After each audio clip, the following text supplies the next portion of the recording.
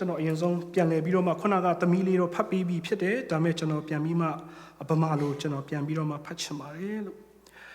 ပထမကျွန်တော်ရွေးချယ်ထားသောကျမ်းပိုက်ကတော့ဟေရှာယအနာဂတိကျမ်းခန်းကြီးကို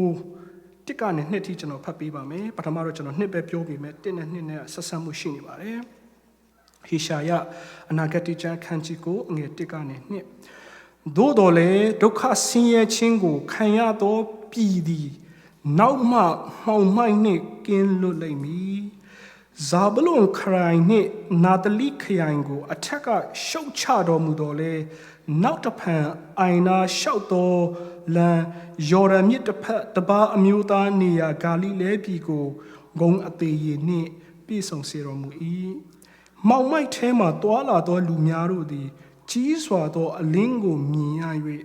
တေမင်း၏နိုင်ငံအရေးတွင်ရှိနေသောသူတို့၌အလင်းပေါ်ထွန်းလျက်ရှိ၏ဒါတော့ပထမကျမ်းပိုက်ဖြစ်တဲ့ဓမ္မသစ်ထဲကရှင်ယောဟန်ခရစ်ဝင်ခန်းကြီး1ထဲကနေပြီးတော့မှ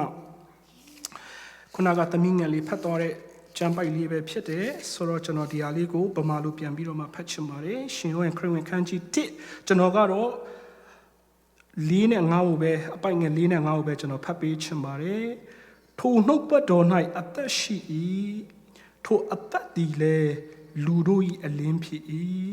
ထိုအလင်းသည်မှောင်မိုက်၌လင်း၍မှောင်မိုက်သည်မခံမယူဒီနေ့နှုတ်ပတ်တော်အားဖြင့်အလုံးပေါ်မှာဖျားခင်ကောင်းချီးပေးပါစေဒီနေ့ကျွန်တော်ရဲ့နှုတ်ပတ်တော်လေးကျွန်တော်ပြင်ဆင်ထားတဲ့ခေါင်းစဉ်ကတော့ဗာလဲဆိုတော့ The reality of darkness and the message of Christmas ဆိုတော့ကျွန်တော်ပထမ3ပိုင်းခွဲထားတယ်ပထမတစ်ပိုင်းမှာတော့ကျွန်တော်ဒီအမှောင်ထုအကြောင်းကိုကျွန်တော်ပြောချင်တယ်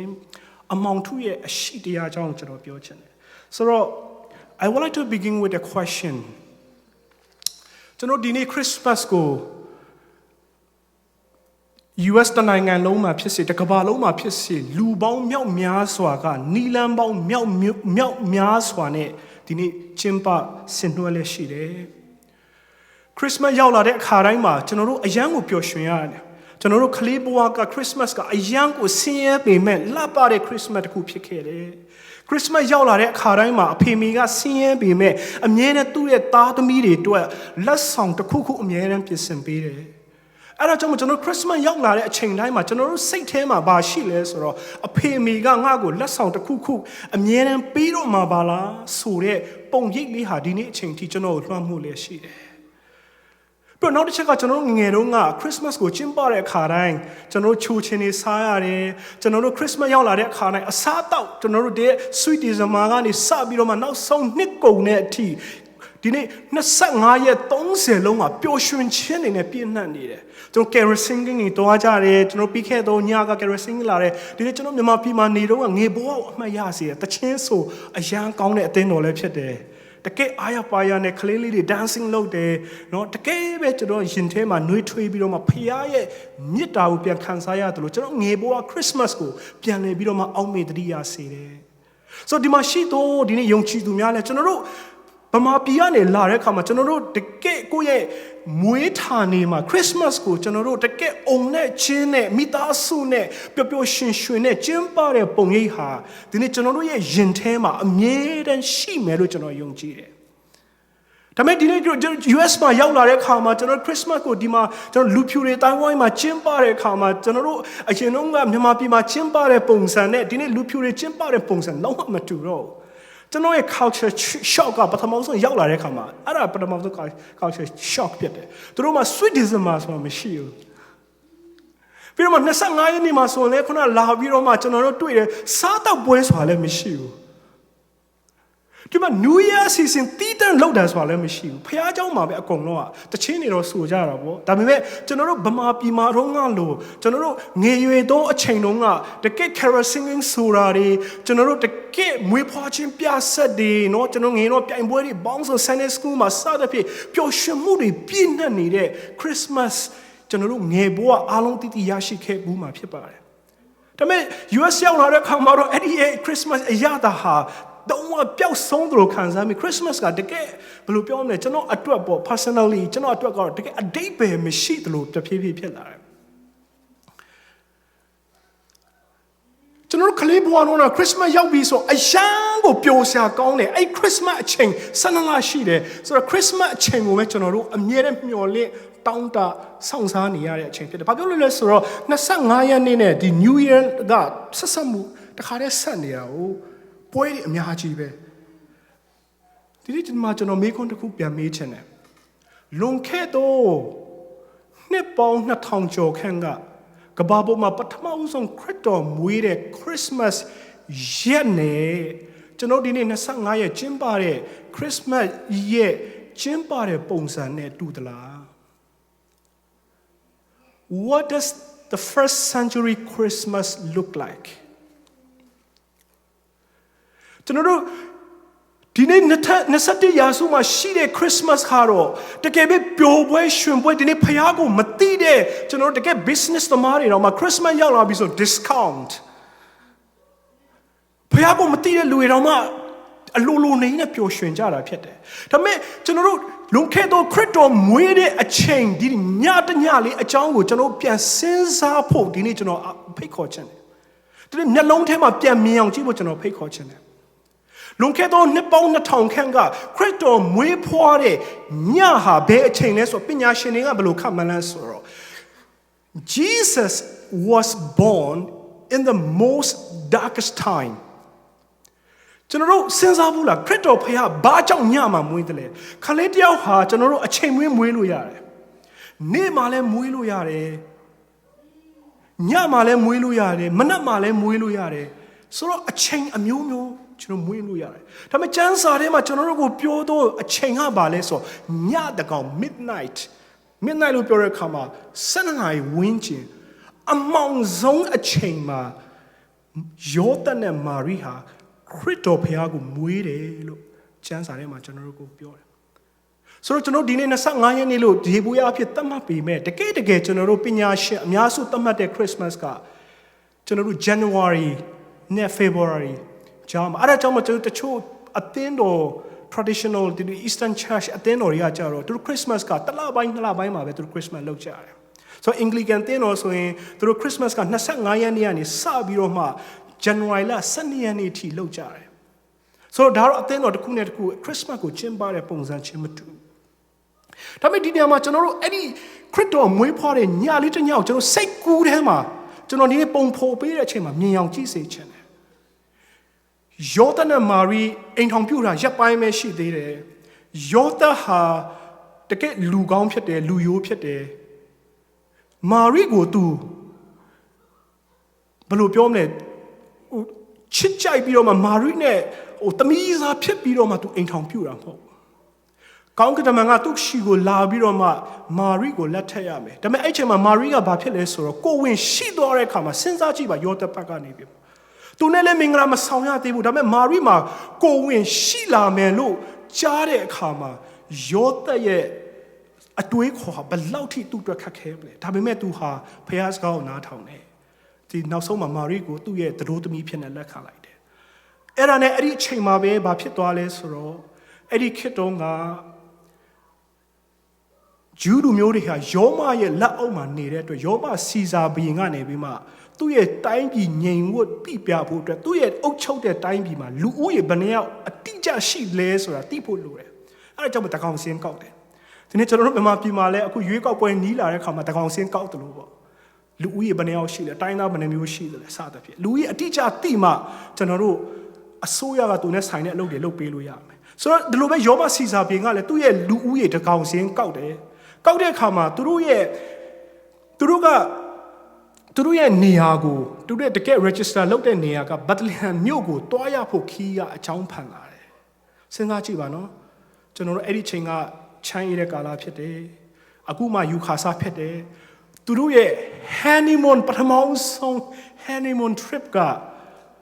ခက်ခဲနဲ့နေရောညရောသူတို့နေတဲ့နေရာကနေပြီးတော့မှ Bethlehem မြို့လေးကို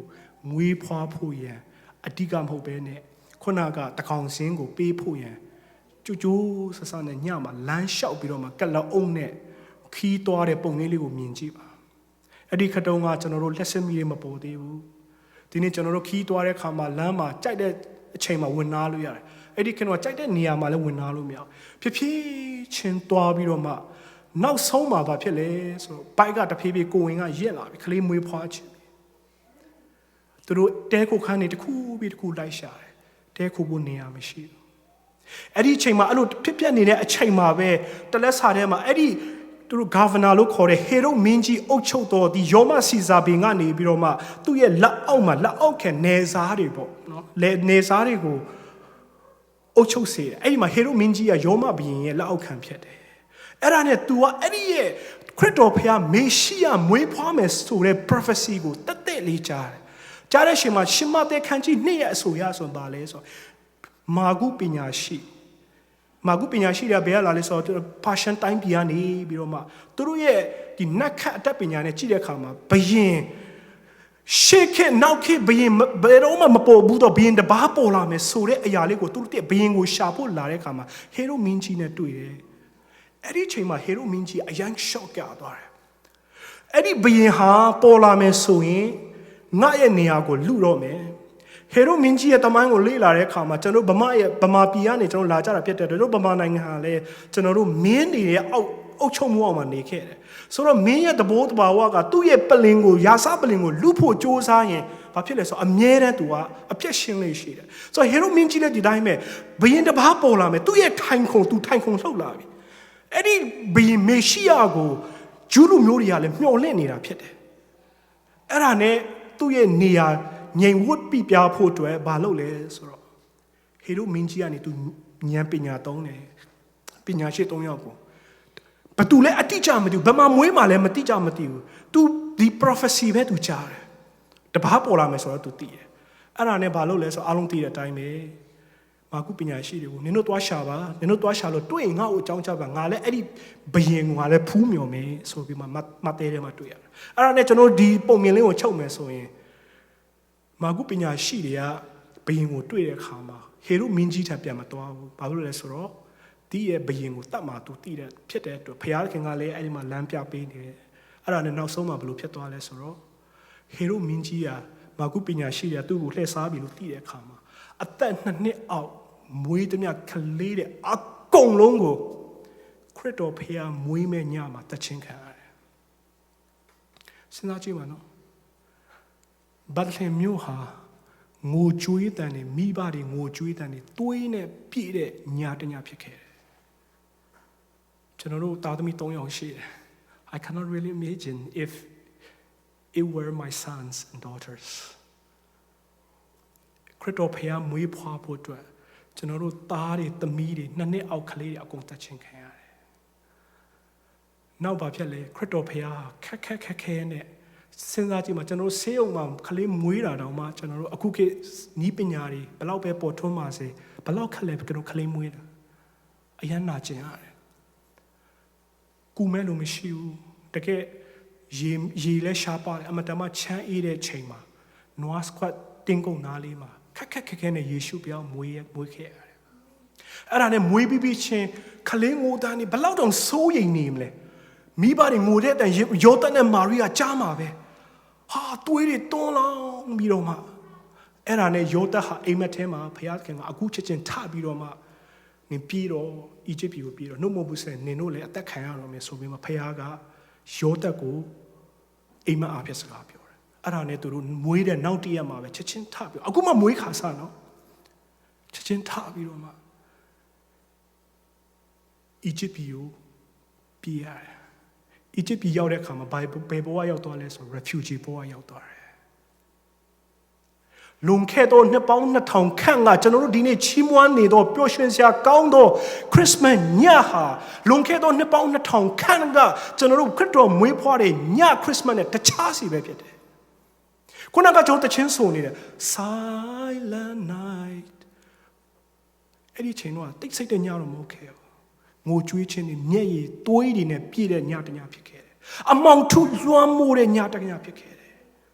ခုနကကျွန်တော်ဖတ်သွားတော့ကြံပိုက်ထဲမှာပါတွေ့ရလဲအမောင်ဒုဆုံးအချိန်မှာအလင်းဆိုတဲ့ခရစ်တော်ဖခင်မွေးဖွားလာတယ်လို့ရှင်ယောဟန်မှတ်တမ်းတင်ထားတာဖြစ်တယ်ပထမဆုံးတစ်ချက်အနေနဲ့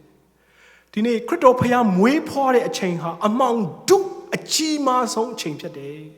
ခလေးတွေတည်ကြည်ပျက်စီးရတယ်မိဘတွေမျက်ရည်နဲ့မျက်ခွက်နဲ့မိမိရဲ့သားသမီးဆုံးရှုံးမှုတဲ့ငိုကြွေးနေရတဲ့အချိန်ဖြစ်တယ်ယောသန်နဲ့မာရိယမိမိသားလေးကိုနာကျင်ခြင်းများစွာနဲ့ပွေပြီးတော့မှဒီခလေးဖခင်ရဲ့အကြံစီအောင်မြင်ဖို့အတွက်ဒီယေရှုဟာခလေးလေးနဲ့အသက်ခံရတယ်ဆိုရင်ဖခင်ရဲ့အကြံစီကဆုံးရှုံးသွားမှာဖြစ်တယ်ဖခင်ရဲ့အကြံစီကိုကာကွယ်တဲ့အနေနဲ့လွတ်မြောက်ရာနေမီကိုအကောင်းမွန်ဆုံးစူးစမ်းပန်းစားနဲ့သူတို့ထွက်သွားပေးရှာတယ်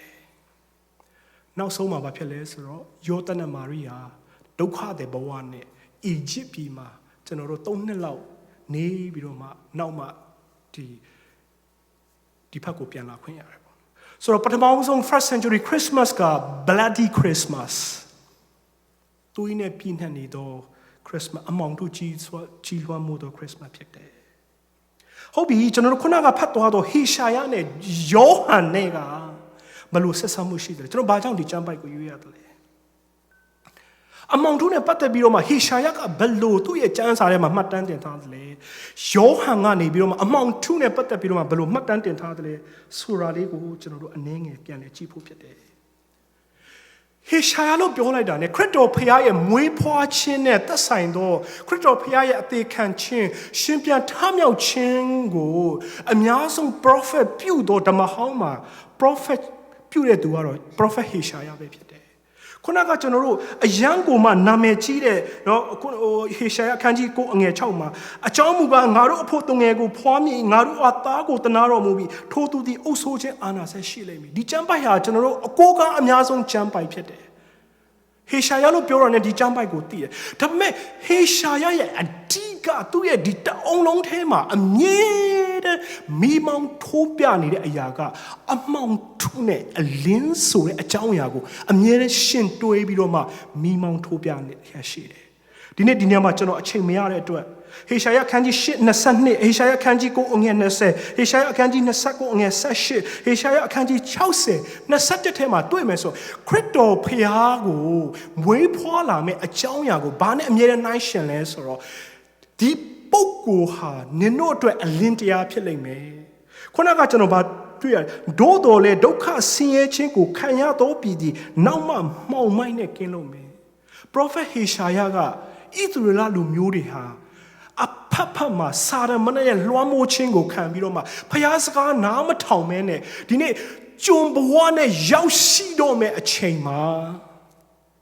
ဟေရှာယကဖျားရဲ့ဗျာဒိတ်တော်ရပြီးတော့မှဣသရေလလူမျိုးတွေရှီမှာတွားပြီးတော့မှဖျားရဲ့သတင်းစကားကို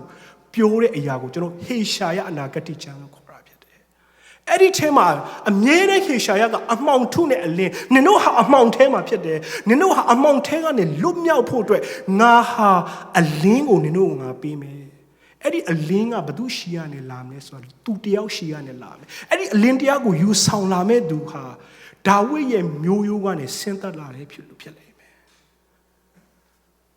ဟေရှာယကနေပြီးတော့မှဒီအလင်းတရားကြွလာဖို့အတွက် prophecy ပြုတယ်ဟုတ်ပြီကျွန်တော်ဓမ္မသစ်ခေတ်ရောက်လာတဲ့အခါမှာတော့ဖျားသခင်ဟာနှစ်ပေါင်း400ကျွန်တော်တို့မာလခိ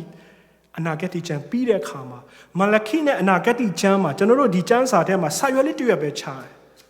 တယ်နည်းလေးပဲဒါမဲ့တမိုင်းကိုပြန်လေ့လာတဲ့အခါမှာမာလခိအနာဂတ်ကျမ်းနဲ့မဿဲ gospelနှစ်ပေါင်း400ကြာတယ် prophet ဟေရှာယကနင်တို့အမောင်ထဲမှာနော်နင်တို့နောင်တရနော်ဒါပေမဲ့ဣသရေလလူမျိုးတွေနောင်တမရအောင်ငါတို့ဖျားအောင်မလို့ငါတို့ကိုယ့်ဘက်ကိုယုံထားလို့ရတယ်တကယ့်အပြစ်တရားနဲ့လွှမ်းမိုးပြီးတော့မှဖျားကိုမေ့တဲ့အခါမှာနောက်ဆုံးမှာဣသရေလတိုင်းပြည်ဟာဒီနေ့ဘာဗလုန်နိုင်ငံရဲ့လက်အောက်ထဲမှာရောက်သွားပြီးမှဖျားသခင်ကဣသရေလလူမျိုးကိုအယမ်းစိတ်ဆိုးတယ်အကြီးမားဆုံးအမှောင်ထုနဲ့ပေးတွေ့ပြီးတော့မှနှစ်ပေါင်း400 there is no more connection between God and human being အဲ့ဒါကိုနှစ်ပေါင်း400ဖျားသခင်တိတ်ဆိတ်တဲ့ကာလလို့ခေါ်တယ်ကျွန်တော်တို့တမိုင်းမှာဆိုရင်နှစ်ပေါင်း400ဖျားနဲ့လူကြားမှာလုံးဝဖျားခင်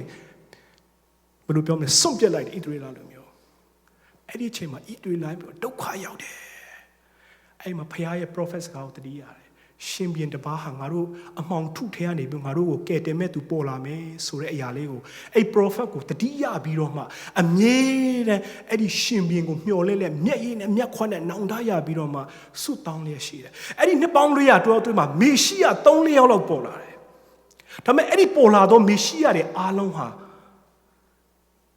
ယောမဘုရင်ရဲ့တပ်ဖြတ်ခြင်းကိုခံရတယ်သူတို့ကိုသူတို့မေရှိယလို့ပြောတယ်ဂျူးလူမျိုးထဲကနေပုံကန်တယ်ဒါပေမဲ့နောက်ဆုံးမှာတော့ဒီနေ့ယောမတွေရဲ့ဖန်ဆီးခြင်းကိုခံရပြီးတော့မှဆုံးရှုံးသွားတယ်ဒီနေ့ဓမ္မသစ်ကိုရေးတဲ့သူတွေကဓမ္မခေတ်ရောက်လာတဲ့အခါမှာတော့ကျမ်းစာဟာအဲ့ဒီခေတ်တုန်းကနော်ခုနတခင်ယေရှုကရှင်ပြန်ထမြောက်သွားတယ်သူကောင်းကင်တမန်ကိုတက်သွားတယ်နောက်ပိုင်းမှာသူတပည့်တော်တွေကြံခဲ့တယ်အဲ့တပည့်တော်တွေကြံခဲ့တဲ့အချိန်မှာသူတို့အတွက်ကျမ်းစာဟာဓမ္မဟောင်းဖြစ်တယ်အဲ့ဒီဓမ္မဟောင်းထဲမှာကိုကသူတို့ဖတ်ပြီးတော့မှသူတို့ကိုယ်တိုင်မျက်စိနဲ့မြင်တွေ့ရတဲ့သခင်ယေရှုနဲ့သူတို့ဖတ်တဲ့ဓမ္မဟောင်းနဲ့သူတို့နားလည်အောင်ကြိုးစားတယ်အဲ့ဒါကြောင့်မို့ဒီနေ့ရှမသေရှင်လုကာရှင်ယောဟန်ရှမကုကိုမှတ်တမ်းတင်တဲ့အခါမှာခုနကကျွန်တော်ကတော့ရှင်ယောဟန်ကိုအဓိကရွေးတယ်ဘာဖြစ်လဲလဲဆိုတော့ရှင်ယောဟန်ကအလင်းနဲ့အမှောင်ကိုအမြဲတမ်းဒီ compare and contrast လုပ်တယ်အမှောင်ထုနဲ့အလင်းကိုအမြဲတမ်းရှင်ပြပြီးတော့မှရှင်ယောဟန်ကခရစ်တော်ဖခင်ရဲ့အကြောင်းကိုတင်ပြလေးရှိတယ်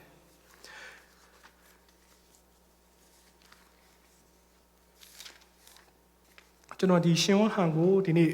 darkness and light ဆိုတဲ့ခေါင်းစဉ်နဲ့ကျွန်တော်ရှင်ယောဟန်တစ်ခု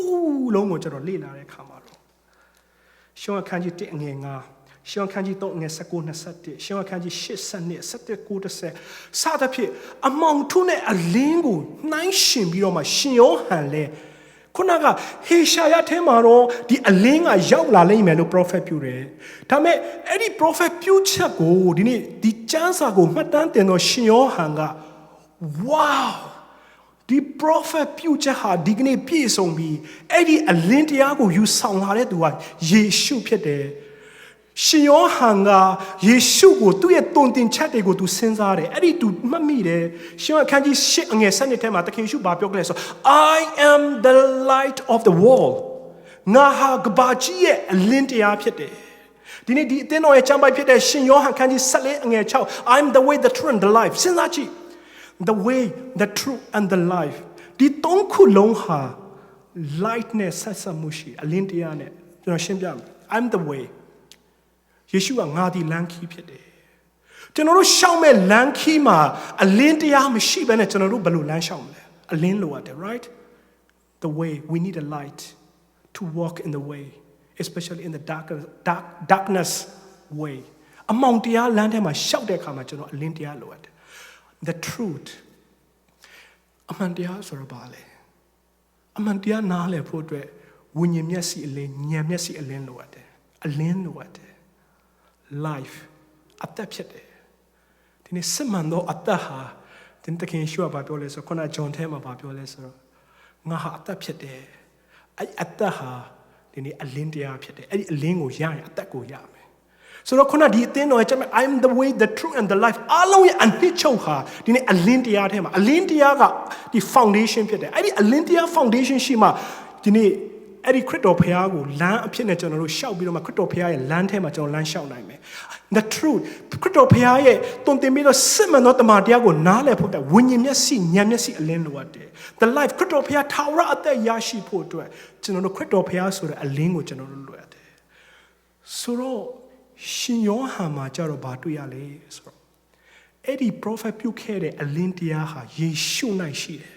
ယေရှု၌ပြည့်စုံတယ်ဓမ္မဟောင်းမှာကြတော့ဒီအလင်းတရားဟာရောက်ရှိလာမယ်ဒါပေမဲ့ရှင်ယောဟန်မှာကြတော့အဲ့ဒီအလင်းတရားဟာယေရှုဖြစ်တယ်ဖျားသခင်ရဲ့ဂတိပြုတဲ့အရာဟာ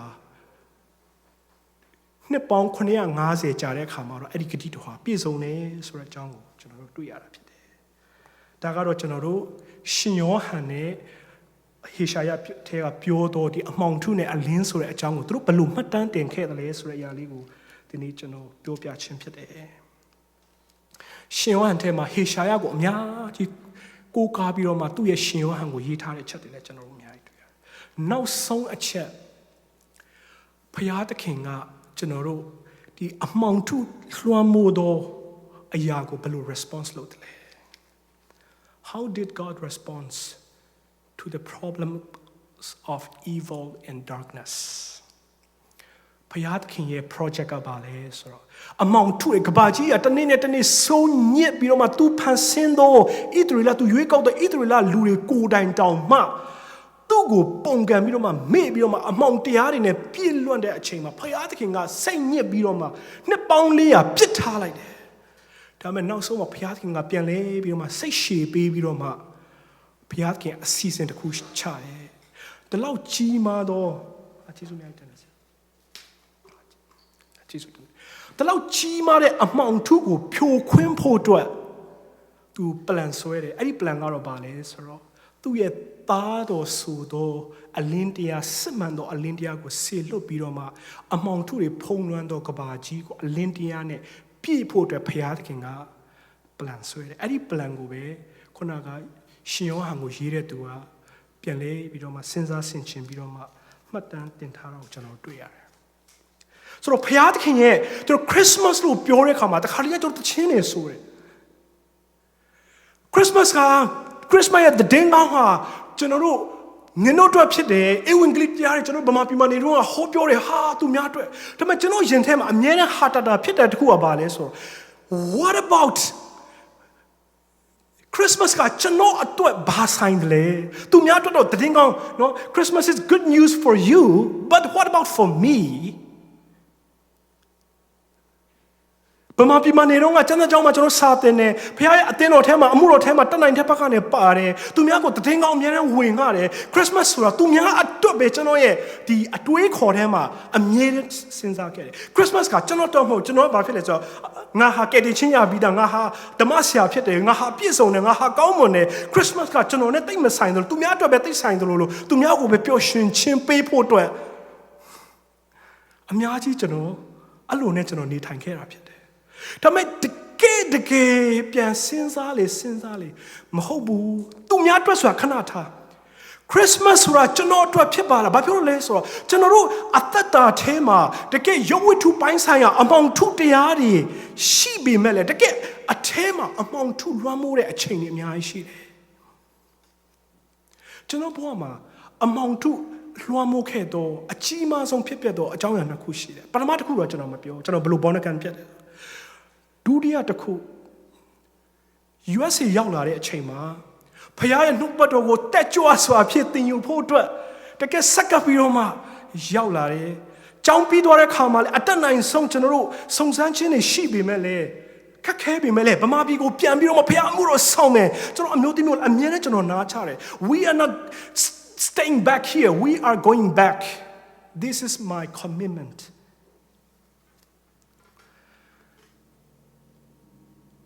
အဲ့ဒါလို့ဆက်ကပ်ပြီးတော့မှအဲ့လောက်ဖခင်ရဲ့နှုတ်ပတ်တော်ကိုအမြဲတမ်းဆောင်ငတ်ပြီးတော့မှလိလာဖို့အတွက်ပြင်ဆင်ခဲ့တဲ့သူတရား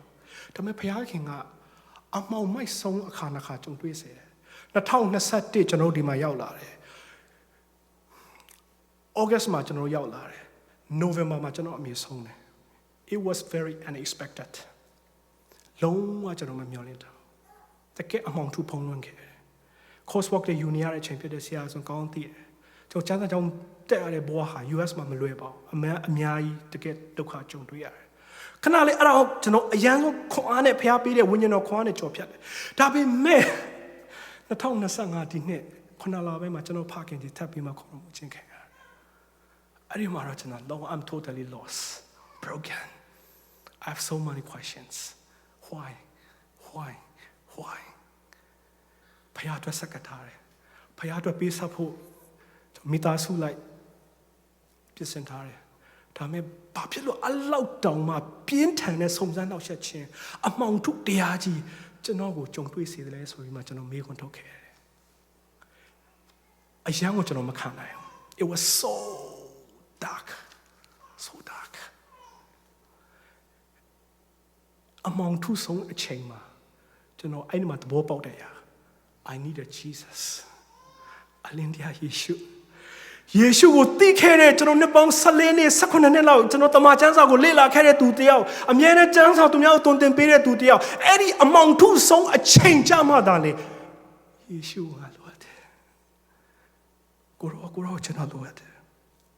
ကျွန်တော်မခံနိုင်တော့ကျွန်တော်အကြောင်း တာလိုင်းဖြစ်နေပြီမိဘရဲ့မျက်နှာနောက်ဆုံးသောမျက်နှာကိုလည်းကျွန်တော်မြင်တွေ့ခွင့်မရခဲ့ဘူးအဲ့ဒီအချိန်မှာကျွန်တော်တို့ကလေးကလည်းမွေးခါစ3-4 လပဲအရှာတကယ် sacrifice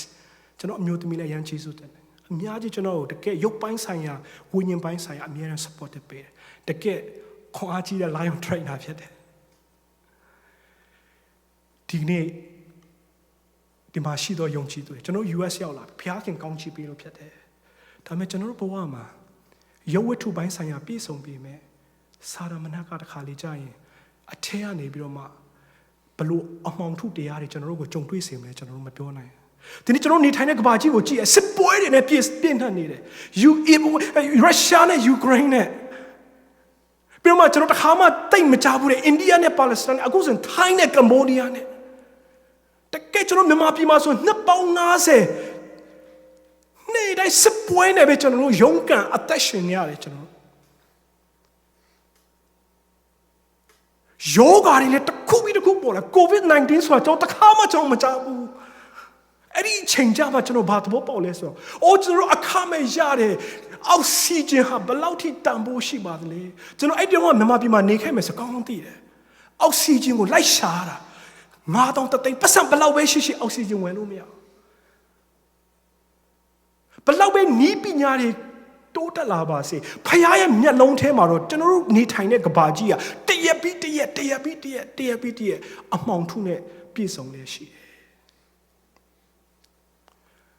အဲ့ဒါလိုအမှောင်ထုနဲ့ပြည့်စုံတဲ့ကဘာကြီးမှာကျွန်တော်နေထိုင်တဲ့ခါမှာ Christmas သတင်းစကားဟာကျွန်တော်တို့ဘဝအသက်တာမှာဒီကနေ့ကျွန်တော်တို့ကျင်းပနေတဲ့ Christmas ကကျွန်တော်တို့ကိုဘလို့တိဆောက်ဆရာပေးလဲဘလို့မေးခွန်းထုတ်နေလဲဘလို့ခွန်အားပေးနေလဲဆိုတာကိုကျွန်တော်တို့ပြန်လည်ပြီးမှစဉ်းစားဖို့ကျွန်တော်ဖိတ်ခေါ်ချင်တယ်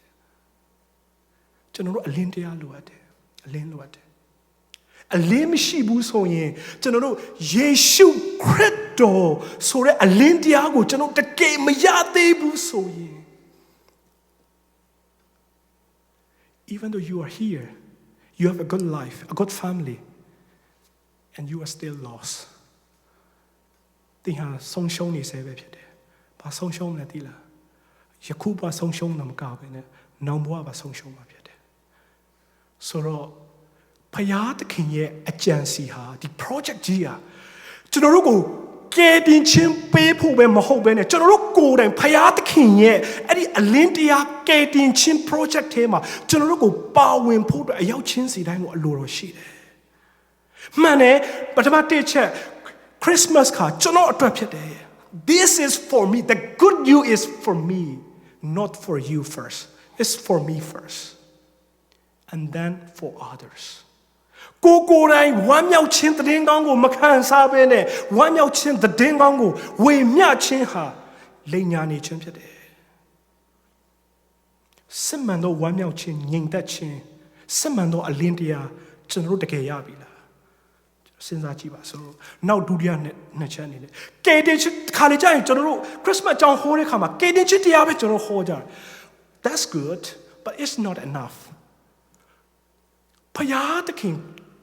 တမဟောင်းမာတဲ့ကဘုရားသခင်ရဲ့ project ကြီးအကြီးပဲဖြစ်တယ်။ပျောက်ဆုံးနေတဲ့သူ့ရဲ့နိုင်ငံတော်ထဲမှာဒီအလင်းတရားဆေလို့ပြီးတော့မှဒီအမှောင်သားတွေကိုကယ်ပြီးတော့မှအဲ့ဒီအမှောင်သားတွေကနေအလင်းဖြစ်လာပြီးတော့မှဘုရားသခင်ရဲ့ project ထဲမှာကျွန်မအရောက်ချင်းစီတိုင်းပါဝင်ဖို့ဘုရားလိုတော်ရှိတာဖြစ်တယ်။အဲ့ဒါကြောင့်ကျွန်တော်ကအလင်းတရား project လို့ကျွန်တော်ခေါ် God Mission of Light ဘုရားသခင်ရဲ့အလင်းတရားမဟာစီမံကိန်းအဲ့ဒါကြောင့်သခင်ယေရှုဟာသူ့ရဲ့ပထမဆုံးသောတရားဟောချက်ထဲမှာပြောလဲ You are salt and the light of the world နင်တို့ဟာလောကရဲ့အလင်းဖြစ်တယ်ကျွန်တော်တို့ကိုယ်တိုင်အလင်းတရားဖြစ်လာတဲ့အခါမှာဖယားသခင်ရဲ့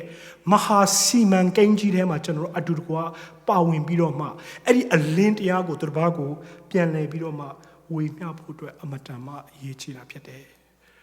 ဒီနေ့ဟေရှာယကတော့အလင်းတရားရောက်ရှိလာမယ်ဘုရားသခင်ရဲ့အကြံစီဟာဟေရှာယအားဖြင့်ဘုရားသခင်ဖွင့်ပြတယ်အဲ့ဒီအလင်းတရားစီမံကိန်းဟာယေရှုအားဖြင့်ပြည့်စုံမယ်လွန်ခဲ့သောနှစ်ပေါင်း2000ခန့်ကအဲ့ဒီစီမံကိန်းထဲမှာကျွန်မအရောက်ချင်းစီတိုင်းမထိုက်တန်တော်ညာလည်းပဲပါဝင်နိုင်ဖို့ရန်ယေရှုကကျွန်တော်အတွက်ကြွလာတယ်ဒီမှာရှိသောယုံကြည်သူများအတွက်ကြွလာတယ် ကျွန်တော်တို့အဲ့ဒါကိတ်တချင်းရပြီးတာနဲ့ကြိုက်တယ်လို့ကိုနေချင်တိုင်းနေလို့များကျွန်တော်မှအကြီးမားဆုံးတာဝန်ရှိအဲ့ဒါကဘာလဲဆိုတော့ဖယားသခင်ရဲ့အလင်းတရားစီမံကိန်းထဲမှာကျွန်မဘယ်လိုပါဝင်နိုင်မလဲကျွန်တော်တို့အမှုတော်ဆောင်နေဘယ်လိုပါဝင်နိုင်မလဲကျွန်မလက်ရှိကျွန်တော်တို့အလုပ်လုပ်တဲ့နေရာအားဖြင့်ဝင်ကလေးတည်ငောင်းဝင်ငှပြီးတော့မှပါဝင်တယ်ကျွန်တော်တို့အဲ့ဒါကိုပဲပါဝင်ခြင်းလို့ကျွန်တော်မဆိုလို့နိုင်ဘူးစိတ်ရှည်လိုက်တာလေပါဝင်ခြင်းဖြစ်တယ်အလုံးမှာစိတ်ရှည်လိုက်တယ်ကိုယ်မတရားလုပ်တယ်ဒါပေမဲ့စိတ်ရှည်လိုက်တယ်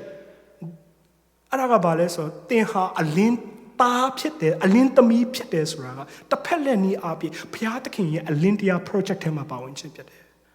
ကျွန်တော်မျိုးသမီးလေးကျွန်တော်အများနဲ့ပြောတယ်ကျွန်တော်ကအရှိမထွက်ရတဲ့လူဖြစ်တယ်ဒါပေမဲ့အနောက်မှာဘုရားသခင်ကအရှိမထွက်လို့အနောက်မှာထွက်လို့မဟုတ်ဘူးအနောက်မှာနေရတဲ့သူလည်းဘုရားခင်မြင်တယ်သူဟာလည်းကျွန်တော်ရဲ့အမှုတော်ထဲမှာသူပါဝင်နေတယ်ကျွန်တော်သားသမီးလည်းကျွန်တော်အဲ့လိုလည်းအမြဲအားပေးတယ်အတန်နိုင်ဆုံးတရားဟောတဲ့ချိန်မှာကျွန်တော်မိသားစုလည်းကျွန်တော်သွားတယ်ဘာဖြစ်လို့လဲကျွန်တော်တယောက်တည်း it's not God ministry is not one man show it is about family ကျွန်တော်မိသားစုလိုက်ဘုရားခင်ရဲ့အမှုတော်ထဲမှာပေါဖို့ကျွန်တော်အမြဲတမ်းကျွန်တော်ရဲ့ဘယ်လိုပြောမလဲဒါကျွန်တော်ရဲ့ခံစားချက်ဖြစ်တယ်ကျွန်တော်စက္ကထားရရဖြစ်တယ်ကျွန်တော်ဒီမှာတရားဟောပြီးမဲ့သူတို့လည်းဖခင်မျက်လုံးထဲမှာသူတို့ရဲ့အစေခံခြင်းဟာဖခင်မြင်တယ်ဖခင်အတူတူပဲလို့မြင်တယ်ဆိုတော့ဒီမှာရှိတော်ယုံကြည်သူများလေဒီကနေ့ကျွန်တော်တို့ကိုလှုပ်တဲ့အလုပ်မှာဘလို့အားဖြင့်ဖခင်ရဲ့ project လင်းတရား project ထဲမှာအထူးသဖြင့်ဒီ Christmas အချိန်ခါမှာဘလို့ပါဝင်နိုင်မလဲနောက်ဆုံးကျွန်တော် Texas လာတဲ့အခါမှာ Texas ကိုကျွန်တော်လေ့လာမိတဲ့အရာလေးတစ်ခုနဲ့ကျွန်တော်အားပေးချင်တယ်ကျွန်တော်ပထမတစ်ချိန် Texas လာတော့ကကျွန်တော်ကားအဲ့လို highway ကျွန်တော်စမောင်းခါစားဖြစ်တယ်ဆိုတော့တကယ် risk ယူပြီးတော့မှကျွန်တော်လာတယ်ဖခင်အရန်ကွဲကားတယ်တော့ Texas ရောက်လာတဲ့အခါမှာလမ်းနေကျွန်တော်တို့ဟို Google Map ကလည်းဒီဘက်ချိုးပါတယ်ဟိုဘက်ချိုးပါတယ်ကိုလည်းချိုးတယ်ချိုးတဲ့အပြင်လမ်းနေရထပ်ခွဲတယ်တရားမှာကျွန်တော်တို့ဟိုလမ်းက8လမ်းလောက်ရှိတယ်ဒီဘက်ကိုလိုက်ပြီးနောက်ထပ်တရားထပ်ပေါ်လာလမ်း8ခုလောက်ထပ်ပေါ်လာဘယ်လောက်ပဲကျွန်တော် GPS ကိုမိခိုးပါစေအားနဲ့တစ်ချိန်မှာဘာဖြစ်လဲဆိုတော့ကျွန်တော်ကပုံမှန်ကျွန်တော်ဒီ bell site ကိုယူဖို့ကြိုးစားတယ်ယူဖို့ကြိုးစားတဲ့အချိန်မှာအဲ့ဒီမှာဒီ truck ကားတစ်ခုကအရှိန်နဲ့ကျွန်တော်က80နဲ့မောင်းနေတာ80နဲ့ဝင်ပြီးတော့မှကျွန်တော်ဒီဘက်ယူဖို့သူပေးတဲ့ချိန်မှာကျွန်တော်ဝင်ဖို့လုပ်တဲ့ခါမှာဒီကအရှိန်နဲ့ဒီ truck ကားလာတဲ့ခါမှာဖယားခင်ကကျွန်တော်အဲ့ background ကျွန်တော်မကြည့်တော့ကျွန်တော်လွတ်ပြီးဆိုပြီးမှကျွန်တော် CRM ကိုလှည့်ပလိုက်တာအဲ့ဒီအချိန်မှာဘာဖြစ်လဲဆိုတော့ချက်ချင်းပဲကျွန်တော် control လုပ်နေတဲ့ CRM ဒီဘက်ကိုချက်ချင်းပြန်လဲသွားတယ်ကျွန်တော်လည်း shock ရောက်သွားအဲ့နဲ့ဘာလို့ဝီးဆိုပြီးတုံခါတိုင်းနဲ့ကောက်ကလွန့်ထွက်သွားမလို့ဖယားကြီးဆိုတော့ပဲမတိသွားလုံးဝနည်းနည်းပဲလို့ကျွန်တော်အမျိုးသမီးအရန်လန့်သွားတယ်ဆိုတော့ကျွန်တော်ပြောချင်တဲ့ point ကကျွန်တော်တို့တကယ်ဒီ Texas မှာတကယ်ဖရားရဲ့ကွဲကလမ်းပြခြင်းအမတန်မှလိုတယ်ကျွန်တော်ဒီမှာကျွန်တော်ရဲ့အမကြီးကိုကျွန်တော်အမြဲစားတယ်အမကြီးလို့ကျွန်တော်တို့ Texas မှာကားမောင်းနိုင်ပြီဆိုရင်ကျွန်တော် USA တနိုင်ငံလုံးမှာကားမောင်းလို့ရပြီကျွန်တော်တို့ USA အခက်ဆုံးပဲမဆိုရဒီ Texas ကားမောင်းတာအခက်ဆုံးပဲလမ်းတွေလည်းများတယ်ကားတွေလည်း traffic တွေအများကြီးရှိတယ်ဒီနေ့ကျမတို့ကျမ်းမာစွာဖြစ်ဒီနေ့ Christmas ကိုကျင်းပနိုင်ခြင်းဟာဘုရားသခင်နေ့ရက်စနိုင်ကွယ်ကာပေးနေတယ်ဘုရားခင်ကွယ်ကာပေးနေတယ်ဘုရားခင်ဘုန်းတော်ထင်ရှားဖို့အတွက်ကျွန်တော်တို့ကြိုးစားပြီးတော့မှဆက်လက်လှုပ်ဆောင်ကြရအောင် Christmas ကအမြဲတမ်းကျွန်တော်တို့ကိုဘာစကားပြောနေလဲဆိုတော့ Christmas ကကျွန်တော်အတွက်ဖြစ်တယ်နောက်တစ်ခုက Christmas ကဒီနေ့ကျွန်တော်တို့ဘုရားသခင်ရဲ့ project စီမံကိန်းထဲမှာဒီနေ့ကျွန်တော်ပါဝင်ဖို့အတွက်ဘုရားခင်အလိုတော်ရှိတယ်ဆိုတဲ့အရာလေးနဲ့ကျွန်တော်အနေငယ်အားပေးချင်ပါတယ်အားလုံးပေါ်မှာဘုရားခင်ကောင်းချီးပေးပါစေ